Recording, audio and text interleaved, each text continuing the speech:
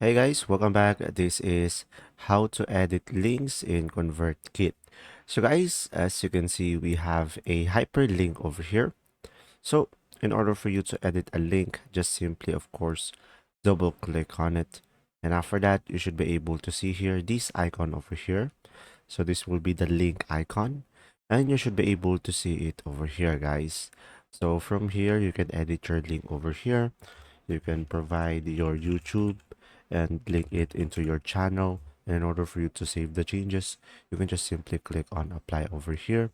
And after that, when people click on it, you will be able to redirect them to the link that you provided, and you should be able to edit your link.